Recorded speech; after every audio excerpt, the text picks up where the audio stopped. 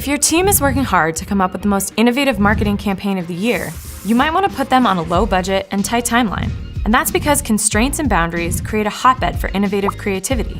Many of us assume creativity comes from an environment of boundless possibility, no rules or restrictions. But creativity is actually driven by constraints. When teams work with large budgets, no guidelines, and long timelines, the possibilities can seem too large. An unlimited amount of time means you have no reason to concentrate, while an unlimited budget means you have no reason to make the wisest investments. But when we have less to work with, psychologists have found that we actually begin to see the world differently. Researchers from the Johns Hopkins Carey School of Business and the University of Illinois conducted experiments on creativity to test the effects of having more versus having less.